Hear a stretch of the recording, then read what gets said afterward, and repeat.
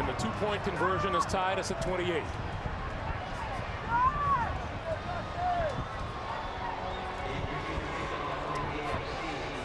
Would you onside kick right here and try to win the game? Well, only because it'd be a game like this. Yes. Or ordinary circumstances, you have to kick it deep. This is Justin Miller at the 2. The 30. And out to the 34. A minute 42 to play. The AFC has one timeout remaining. And Carson Palmer is the quarterback. And now all of a sudden, Nate Kading becomes the important guy.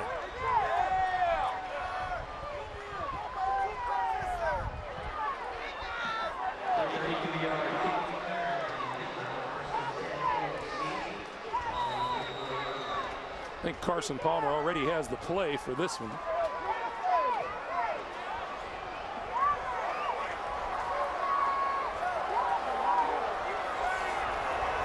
Get in the gap. Palmer throws far side, and it is caught on the far side by Reggie Wayne. That looked like a pretty nice catch. It was. If you like one-handed catches.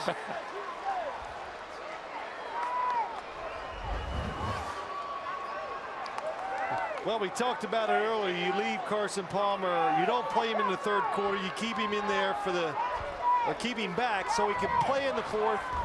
In case you need to make a comeback, he can lead you down the field for a chance. You know, if they're fighting half the win down there, we are up here. There are small craft warnings out. Palmer. Incomplete. And it's a quartering win, but it is definitely hurting the AFC. So what would ordinarily be, you know, maybe the 30-yard line as a target line for Kading, I think you're going to have to get closer than that in this win.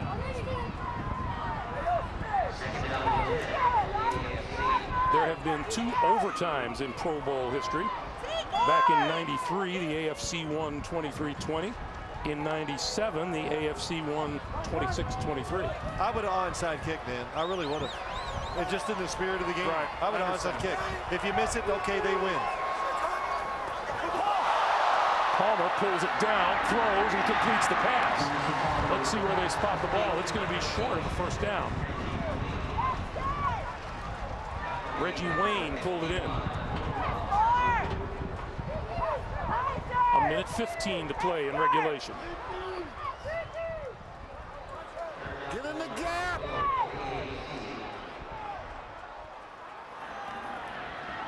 Palmer throws incomplete, intended for Chad Johnson. A minute 2 to play. Well, he had Chad, but that ball was way back behind him. And there was a route that Chad Johnson was forced to put that weight on his leg and come to a stop.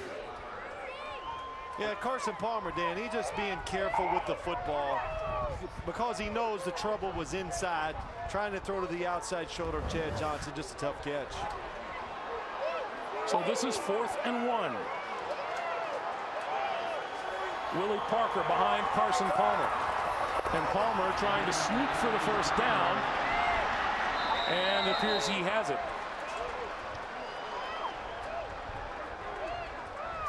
Clock continues to move. 51, 50 seconds to play. It is a first down.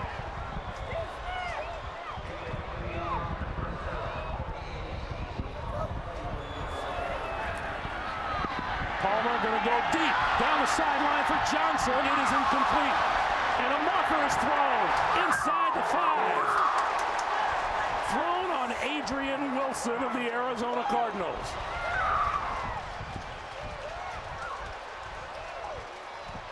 If you come at the receiver and you hinder his chances of catching the football, it is pass interference. Defensive pass interference, number 24. Spot foul, automatic first down. So that'll be a 1st and goal for the AFC. 31 seconds on the clock. Carson Palmer, good job. Catches Rondé Barber looking inside, and that is absolutely contact before the football gets there. Adrian Wilson, unaware of where is the football, is really just going right after Chad Johnson. Totally oblivious to the fact that football was right over his shoulder. No timeouts now for either team. Willie Parker trying the left side, buried at the 4-yard line. Get Kading out there right now. I think the AFC has one. AFC does have one. They're going to call a timeout with 5 seconds to go. They'll run it down and send out Kading and try to end it.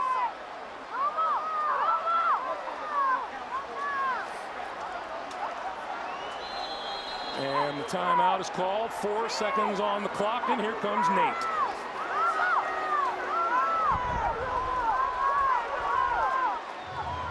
That's Carson Palmer, and he has been named the most outstanding player of the game. So congratulations to the Cincinnati quarterback. Kading missed a 47-yard field goal attempt earlier in this game. You know, there's a spot up there next to your name. Maybe Carson Palmer can go right there. And another offensive tackle bites the dust. You know what? There you go. I was going to say, Dan, the winds beat me up so much, I have nothing to say.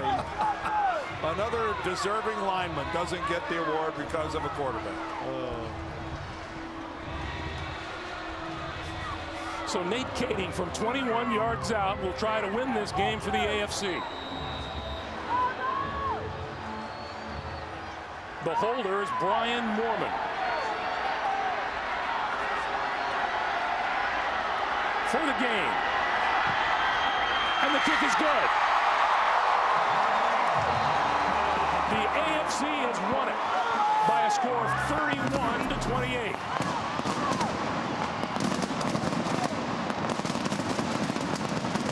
Fun and game.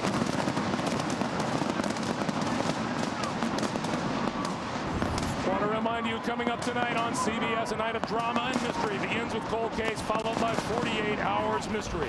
For Dan Deardorff, Phil Simms, Shannon Sharp, Greg Gumbel saying so long from Honolulu.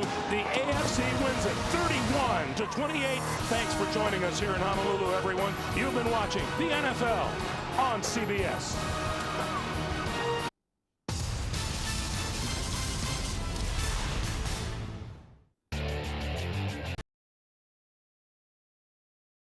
Urban Videos, news of the week, and open the door to wild fans here on Much 5, only on Hollywood Star.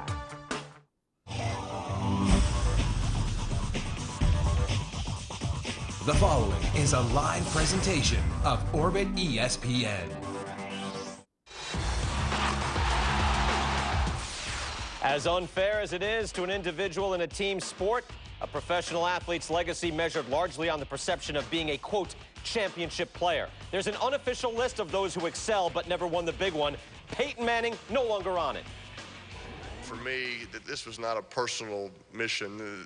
I was proud to be a part of this team, and it certainly feels good when you work hard, not only this season, but really your whole career to be the best player you can be, and when you have a chance to be on a special team and to accomplish your ultimate goal of winning that championship, and as a team, it really is a special feeling. And now he can relax. Your place for NFL news throughout the offseason. This is SportsCenter. Jay Harris and Brian Kinney. We begin with a story of perseverance. It's coming over to the Colts. Tony Dungy and Peyton Manning have averaged 12 wins a year. Finally, that excellence is rewarded with a championship. Let's go over the performance by Peyton Manning. Not a record setter by his standards. Pretty balanced, actually. 40 running plays, 38 passing plays.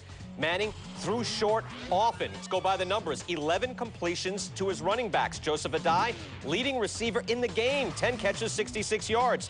Most of the Colts' passing yardage came in the first half. 193 of the 247 yards passing came in that first half. And it's not just that the Colts were sitting on a lead. Dominique Rhodes ran for 113. Adai for 77. Manning only 12 passes in the second half, grinding it out on a top-5 defense. And with the win, Manning is also the 4th quarterback drafted #1 overall to win a Super Bowl in his first appearance. Peyton Manning by the numbers looking pretty good. Mike Golick, Eric Allen joining us. So where does Manning rank all time? What do you think? Well, I think it's too difficult to say right now. It's still a work in progress. Even he told Dan Marino he probably still has half of his career to go. What I will say, next year Brett Favre is going to break a lot of Dan Marino's records. And whenever Brett Favre is done, and who knows now, but in a couple of years, he'll have all the records or close to all the records. But I don't think people are going to say Brett Favre is the greatest quarterback of all time. He's certainly going to be in the team picture of it. Now, Peyton Manning, let's go a few more years down the line, will probably break all of then Brett Favre's records. And I do think there will be discussion when Peyton ends, if he keeps going at this pace, that he very well could be the greatest quarterback of all time. But he's got some years left to go. It's a work in progress, as they say. Yeah, Mike. And, you know, playing against some of these guys, I'm not sure about the all-time thing, and he's still in his only his ninth year. Again, when you look at today's quarterbacks, you talk about Brett Favre, you talk about Tom Brady, Peyton Manning is right up there. I mean, all the numbers in the regular season, and finally get that Super Bowl. Congratulations to him and Tony Dungy. Outstanding player, outstanding performance. Him understanding what he needs to do against these defenses. Right now, he is in that top class, that upper echelon of quarterbacks. So, and maybe when it's all over, he will be the greatest. Next to Joe Montana, maybe. Maybe. Manning's play evoking some great Super Bowl performances. The memory of Johnny Unitas leading the Colts to a win in Super Bowl V. All NFL for 3 seasons. Player of the Year 3 times. Joe Montana led the Niners to 4 Super Bowl wins, named Super Bowl MVP 3 times. Third-round draft pick in 1979, selected to 8 Pro Bowls. John Elway, 5 Super Bowls, named the MVP of Super Bowl 33, led Denver to a record 47 fourth-quarter comebacks. NFL MVP in 1987. Then we have Dan Marino. Never won a Super Bowl, considered, though, the most prolific passer in NFL history. First ever to throw for 5,000 yards in the season, selected to 9 Pro Bowls. And Troy Aikman led the Cowboys to 3 Super Bowl wins, winning his starting QB of any decade with 90 of 94 career wins occurring in the 1990s. All right, 1 QB to win 1 game. Who are you taking?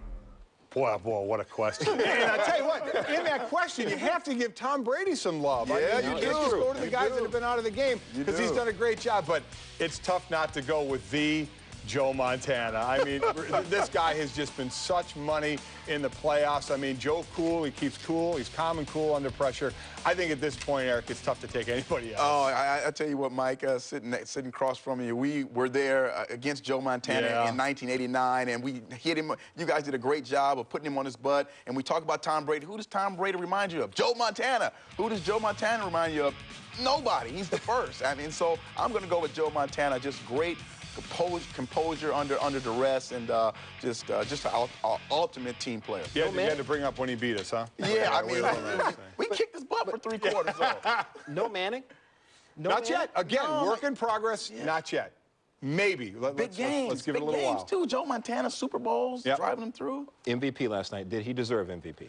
Well, you know what? Quite honestly, I think you could have gone some other ways as well. But am I going to sit here and say, no, Peyton Manning did deserve MVP? Absolutely not. Give him the MVP, because what he did well, while there was no incredibly outstanding performance by anybody in that game, what Manning did is he managed the game. He gave whatever the Bears took when the Bears dropped deep into that cover 2 zone. Urlacher gets out of there to cover. He just is patient. The whole line does a good job of protecting him, and he hits the passes underneath. That's why Adai gets 10 catches, leads the way there. Dallas Clark catching the ball underneath. So I think because he managed the game and there were no other really outstanding performances, I have no problem giving him that and the car to go along with it. I tell you what, I think it's been a co-MVP. I thought Bob Sanders really brought the thump to that defense. I mean, his whole playoff run was outstanding, and then he capped it off with an outstanding job of being that 8th guy in the box, untouched, and then, you know what, delivered the big punch on Benson, then ended it off with an interception. So I thought he did an outstanding job. But Peyton Manning, again, did a great job with his footwork. Things he had worked on in the offseason really came to play in the game on Sunday, being able to escape, throw across his body to Dallas Clark, and then hit the big one down the middle. So I think they should have maybe shared the keys a little bit. DB wanted to give it to him. Come on. You know, Let's see. Wonder McFarland should have got it. He's only 5'8", 5'9", about 160 pounds. What is it, a mercy award? Hey, why does a quarterback have to win the Super Bowl to be considered one of the greatest? Nothing for a running back or wide receiver. Why quarterback? You know, I can't figure that one out, because whenever you talk about greatest linebacker of all time, greatest running back of all time, greatest wide receiver of all time, you talk about their play on the field, it's never brought up, well, how many rings did they have? Even if they have rings or not, It's never brought up. But with the quarterback, I think that obviously the reality is they touch the ball every play. They start the play. They hand it to the running back or they throw it to that receiver. So they're the leader of that team. So I think that's why it's put on them. But that's the only position, Eric. It's the only position where they say, well, how many rings do you have? That you decide how great you are. And this is why our locker room, the Eagles, was so much fun, because I totally disagree. When you talk about the greatest defensive lineman of all time, the first name that comes to mind is Reggie White. He won a Super Bowl in Green Bay. We know Reggie was so happy to win that championship, and we wanted to win one for him. We talk about the greatest linebacker of all time, Lawrence Taylor maybe, performed in the Super Bowl, got his team to the Super Bowl. So I think it is something. Greatest receiver, Jerry Rice, in the Super Bowl. So I think it is something. When you talk about the greatest of all time, you have to have some lines to separate. Just not catches. It's, are you able to get your team to a Super Bowl and get them that trophy? Guys, hang tight. We're going to get into the Bears a little later and talk about Rex Grossman. Is he the future at quarterback in Chicago? Mike Golick, Eric Allen joining us in a few minutes.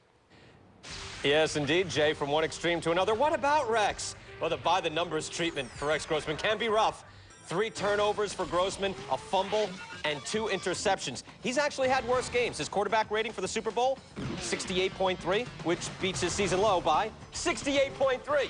He threw only 8 incompletions, 20 for 28 in the air. However, through 3 quarters, when the game was still very winnable, Grossman threw for just 55 yards. He had 110 yards in the 4th quarter alone, and that's when the interceptions sealed the team's fate. And the stunning number, only 48 plays run by the Bears, 33 fewer than the Colts. So after the second botched snap, you might have been saying, you know, I know Lovey's sticking with Rex, but you think Brian Greasy might be able to take a clean snap? Maybe take the snap from center? Maybe someone else will be able to do that? So we pose the question to you. Who will be the Bears starting quarterback in 2007? Grossman, Brian Greasy, Kyle Orton, or someone else? There it is, other. Vote on ESPN.com will reveal the results later in the show. I know who you're not voting. I just saying it's kind of pointing in a certain direction. Still ahead inside Sports Center. All right, not his greatest performance, but in the end, Peyton Manning, Super Bowl MVP. Did he deserve it? We asked that once. The PTI guys debate in a moment. These teams weren't super, but they had their own brand of excitement this season. We'll debut the top plays from all 32 NFL teams. Don't miss the first 6. And why Manny, Ortiz, and Carl Edwards may be teammates this year. Our experts will explain. Man to take a team to the Super Bowl. With more on history, John Anderson, Stuart Scott.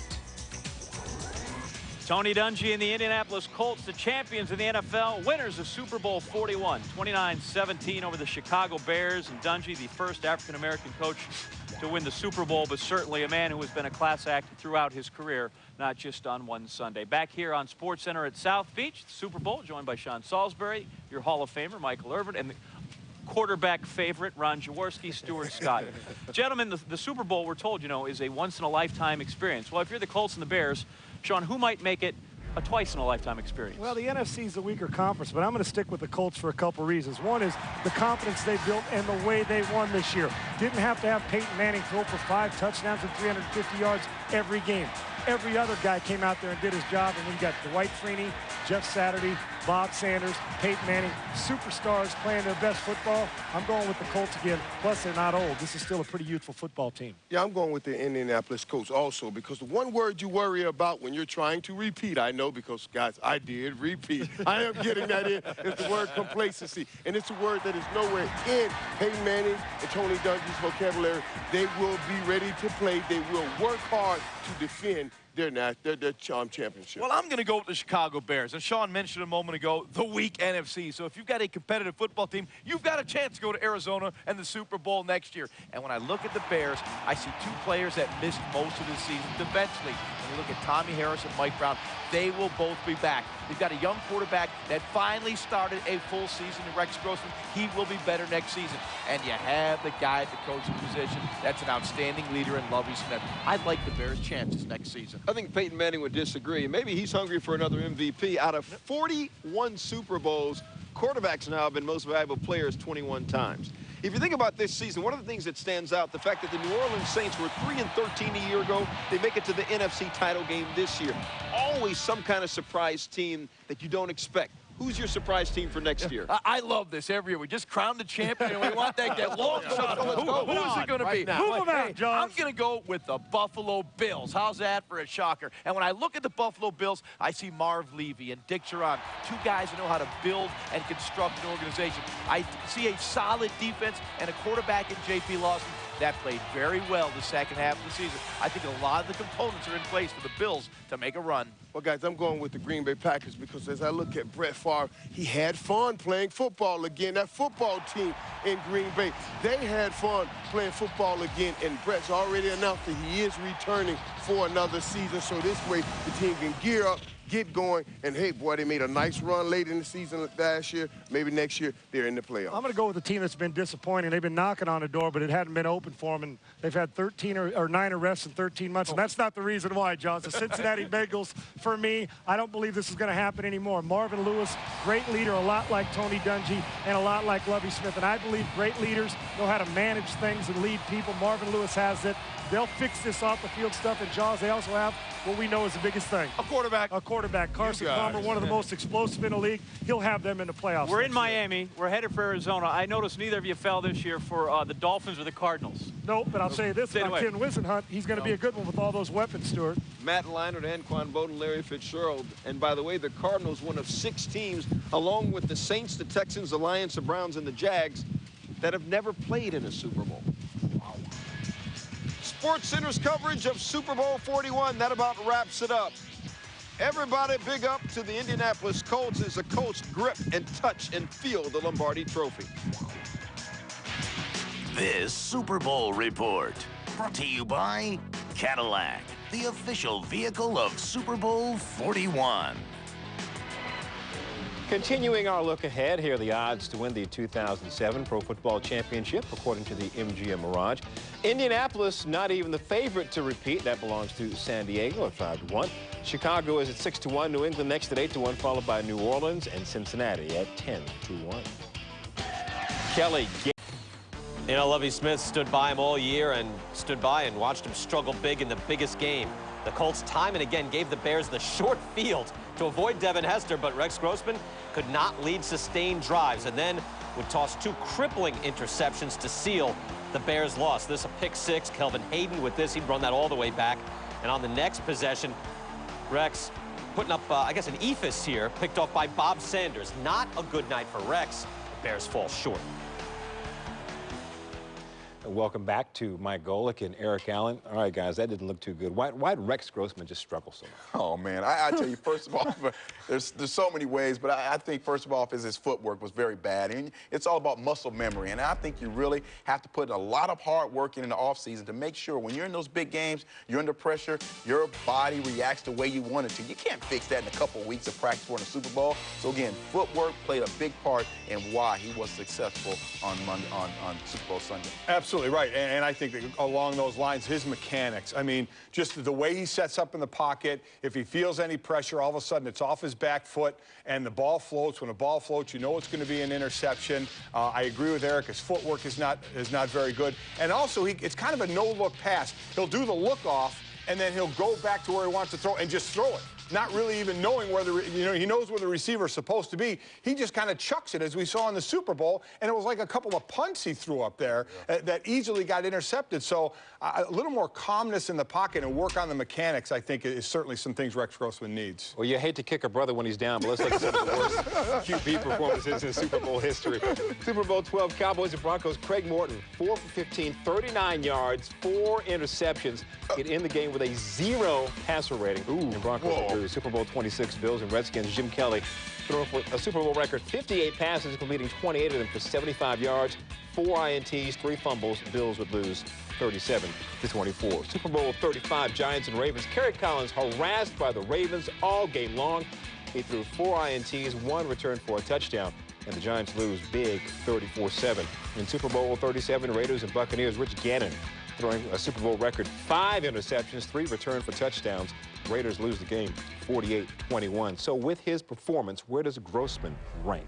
You know what? He's not the top. I mean, you go for a 0-0 Craig rating. Morton, I mean, only 15 times you throw the ball. Come on, give me a break. And then you look at the end of that and you see Rich Gannon. Well, we know John Gruden basically gave Tampa Bay everything they need to know about that. But again, Rex Grossman had some opportunities, didn't make the most of those opportunities. So he's right behind Rich Gannon. I think maybe he comes in like 6. Yeah, he's right in that area, no doubt. He's certainly not the worst after we saw some of those. But he's right there because, again, at least these other guys, they threw a lot of interception. They threw a lot of passes in the 40s and in the 50s. Rex Grossman nowhere near that many passes, couple of bad interceptions. And you have to throw in the fact of not being able to handle the snap. I know it was wet out, but, you know, the other quarterback handled the snap okay. Ball hit him in the hands. He didn't put the other hand around it, tripping and falling in the backfield. So, I mean, and you kept waiting, guys, for that one drive like he did against New Orleans. He's going to get this one drive and get it going for us. Never materialized, and he really just made mistake after mistake. It's funny, though, on paper, Peyton's numbers and Rex Grossman's numbers kind of close. Yeah, and then in the playoff run, I mean, he probably had a better passer rating than Peyton. Well, only 1 interception before the Super Bowl, and Peyton Manning had 6 interceptions before the Super Bowl. So, yeah. The Bears have a team that can win a Super Bowl, but they have a quarterback in Rex Grossman. Is he the one to lead them to the promise? You know what? I think he's going to get another chance. I really do. With the injuries on the defense, now you're going to get Harris back. You're going to get Brown back. Defense is going to be solid. Now you go over to the offense side of football. Rex Grossman has to prove in the offseason, not the season. He has to prove in the offseason that he is the starting quarterback for the Chicago Bears. I think it's going to be some tough love. They have to make this man understand that it's not about athletic ability. It's about what you do in the offseason, how you prepare yourself, get mentally and physically ready for a long season and come up with some big performances in the playoffs and the Super Bowl, hopefully next year. And I agree about the work in the offseason. The only problem, as far as the fans are concerned, nothing counts in the offseason. But that is where he needs to make some hay. And I do think he'll be the starter next year, unless they go out and grab a big-time free agent or trade for someone, because I don't know if they think Brian Griese's the answer either to back him up. So I do think he will start next year, but I think it's going to be the same question going into next season as it was going into this Super Bowl. We have a question mark at quarterback. Can Rex Grossman answer it? He didn't answer it in the Super Bowl, and here's in my opinion, he'll be the starter next year for the Bears. But the future quarterback for the Chicago Bears, if they're to do something down the road, I don't think that quarterback's on the roster right now. So next season, what, be about 15 minutes from now? Yeah. Already. Eric, Mike, thanks a lot. All right, guys. And speaking of Grossman, who should be the Bears starting QB in 2007? Well, you don't think it should be Grossman. You say other. Whoever other is or will be, over 118,000 of you voting. Grossman coming in second place. New information. Look at some Colts history on the Sports Center Express, March 29, 1984. There it is. Mayflower vans leaving Baltimore offices in the middle of the night for Indianapolis as the franchise relocates to its new home. 1991 season with Jeff George at QB and Eric Dickerson at running back. The Colts lose their first 9 games and finish 1-15. 1995 AFC Championship game, last play of the game, Jim Harbaugh, Hail Mary, Aaron Bailey almost catches it, but the Colts lose 20-16. They were just that short of a Super Bowl appearance. 2003 AFC Championship game, Peyton Manning losing to his nemesis, the New England Patriots, throwing 4 picks in a snowy Gillette Stadium. And the Colts 28-14 lost, the closest Manning came to a Super Bowl until this season. Yesterday, Super Bowl 41. Got over the hump. It is the Patriots. Peyton answering his critics, winning his first Super Bowl and the Colts' first title since 1970 with a win over the Bears. Colts victory ending a span of 36 years without a title, and now the New York Jets are on the clock. Their last Super Bowl win came in Super Bowl III, led by Joe Namath and his guarantee in Miami over the Colts. The span of 38 seasons since their last Super Bowl title, the longest active streak among teams who at least won once. I've been living off that for a while. But while watching the NFL Championship, you realize, as you're watching, that Joseph Adai and Dominique Rhodes are running hard and effectively all game, that Bob Sanders caused a fumble and picked off a pass, or that Anthony McFarland had a key sack off a gorgeous spin move. But in the shorthand of history, the one-liner of Super Bowl 41 is this: Peyton Manning broke through. Here's Sal Palantonio. On Monday, Peyton Manning revealed what we have always thought about him. He has been looking forward to this. These moments as a champion that have eluded him for years. These moments when legacy is no longer a dirty word. Coach Dungy and I had a pretty pretty cool moment, I'd say. I'm talking to a buddy of mine, and he hands me the phone. He's like, "You need to take this call." And I was like, well, I'm on the phone here. He's like, "No, you need to take this call." So I hang up, and it's the president. In some cases, I've seen past quarterbacks that have won a Super Bowl that I kind of call it getting the pass. They kind of get the pass. You know, in other years, they have a bad year, and they say, "Hey, you won a Super Bowl, we'll kind of give them the pass." And I guess what I'm saying is I don't want the pass. Knowing this about Manning's personality, on Sunday night, Tony Dungy reminded him to savor his accomplishment. I hope he does really just enjoy the journey that we just went through and look back and reflect on it for a couple of weeks. But knowing him, he won't. He'll come back from the Pro Bowl and come into my office with his notebook of the 7 things he wants to do a little bit better next year. Peyton Manning admitted he knew the first weightlifting session for 2007 is the first week in March. But now he can get ready for the new season without carrying the burden of never having won the big game. At the Super Bowl, Sal Palantonio, ESPN. And Peyton Manning, some milestones within reach next season. Yes, I called him Anthony, by the way, not Booger. I will not call anyone Booger. I guess mama named Anthony, you go call him That's Anthony. right. He's 25 away, back to Peyton Manning, 25 away from 300 touchdown passes for his career, make him one of only 5 to ever reach that mark. That's Marino, Favre, Tarkington, and Elway. All right, we understand that only 2 NFL teams played this weekend, leaving most of you fans out of it. But no matter how bad your team was, how disorganized or dysfunctional they are, they had to have had at least one good play. And you think. And all week on SportsCenter, we will bring you said play, the best plays of the year from all 32 teams, starting right now. And we begin with the Oakland Raiders, Week 14 in Cincinnati. Nnamdi Asomugha with a great one-handed interception on Carson Palmer. Look at it again. Hanging on to the ball with the outstretched arm. Wow. If only they could have had more plays like that. You know, this is Deion Dance. Oakland lost the game. Obviously, we're starting at the bottom here. Let's go to the Lions. We had to provide a bonus to a PA to find a Lions great play, but by gum, we did. Roy Williams had a very good season, actually, from John Kitna, both feet in bounds. And the Lions went on to upset the Cowboys in this one, 39-31. That's their best play. Cleveland Browns, Week 13 against Kansas City. Derek Anderson coming in for an injured Charlie Fry, leading the Browns comeback with 14 down to go to overtime. Then in OT, he scrambles up the sideline and gonna shake, get off me. Setting up the game-winning field goal. Look at it again.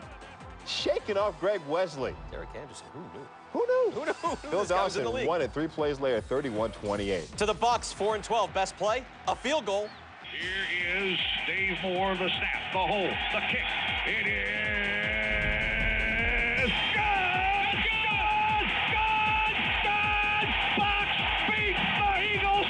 Matt Bryant is my hero! I think it was good. Third longest in NFL history. Week 12 against Minnesota, the Arizona Cardinals. Chester Taylor fumbles the ball on the goal line. Adrian Wilson says, "Oh, looky what I have." Picks it up and goes 99 yards the other way for the score. Look at it again.